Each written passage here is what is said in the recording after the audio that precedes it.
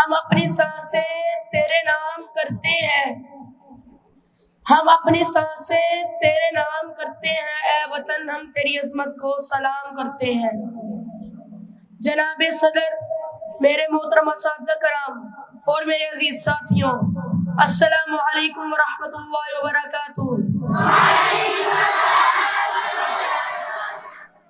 آج مجھے جس عنوان پر لب کشائی کرنے کا موقع ملا ہے وہ ہے 14 اگست 1947، یعنی ہماری یوم آزادی کا دن۔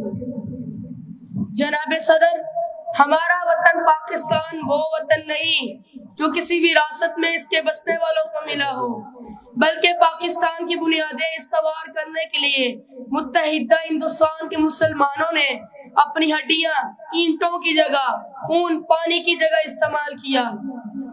سامعین محترم، اتنی گراں قدر تخلیق کا اندازہ وہی لگا سکتا ہے جس نے تعمیر پاکستان میں تن من دھن، بیوی بچے، بہن بھائی، عزیز و اقارب قربان کیے۔ حصول پاکستان کے لیے لاکھوں مسلمانوں نے جام شہادت نوش کیا، کتنی ماؤں کے سامنے ان کے بچے قتل کر دیے گئے، کتنی پاک دامنوں نے نہروں اور کنووں میں ڈوب کر پاکستان کی قیمت ادا کی، بے شمار بچے یتیم ہوئے تو ساری عمر اپنے والدین کی شفقت کے لیے ترستے رہے۔ سامعین محترم، اس کی وادیاں اپنے اندر فردوس کی خوبصورتی لیے ہوئے ہیں، ہرے بھرے وسیع اور اس کھیت سونا اگل رہے ہیں، اور ہم یہ بھی دیکھ رہے ہیں کہ ہمیں ہر قسم کی آزادی حاصل ہے، مگر یہ نہ بھولے کہ اس میں سلطان ٹیپو کا خون، اقبال کے افکار، قائد اعظم کی جہد مسلسل اور دوسرے اکابرین کا احسار بھی شامل ہے۔ میرے عزیز دوستوں، کیا آپ بتا سکتے ہیں ان کے ایسا کرنے کا کیا مقصد تھا؟ ایک آزاد اور خود مختار اسلامی مملکت کا حصول۔ سامعین محترم، 14 اگست 1947 کا وہ مبارک دن تھا جب مملکت خدا داد پاکستان معاذ وجود میں آیا۔ مسلمانوں کے اتفاق، قائد اعظم کی خلوص کی وجہ سے یہ عظیم سلطنت وجود میں آئی۔ ہندوؤں نے طرح طرح کی مکاریوں سے پاکستان کی مخالفت کی، انگریزوں نے بھی بہت رکاوٹیں پیدا کی، مگر اللہ کا شکر ہے کہ پاکستان بن کر رہنا تھا اور وہ بن کے رہا۔ میرے عزیز دوستوں، کیا آپ جانتے ہیں اس وقت مسلمانوں کا کیا نعرہ تھا؟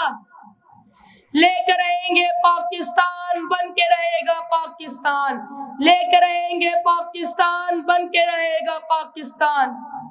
سامعین محترم، دشمنوں نے قائد اعظم کی اس تجویز کو مسترد کرنے کے لیے بہت زور لگایا، چونکہ ہمارا مطالبہ پاکستان کا حصول حق و صداقت پر مبنی تھا، اور حق وہ ہوتا ہے جو اپنے حق منوا لیتا ہے۔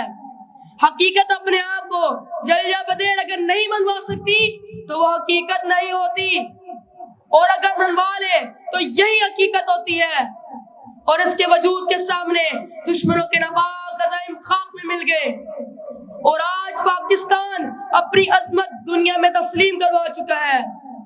میرے عزیز دوستوں، میں اپنی بات اس خوبصورت شعر پر ختم کرتا ہوں۔ مٹا دیں گے اے دشمن تیرے نام و نشاں کو، مٹا دیں گے اے دشمن تیرے نام و نشاں کو، اگر تو نے دیکھا میلی آنکھ سے پاکستان کو۔ وآخر دعوانا الحمدللہ رب العالمین۔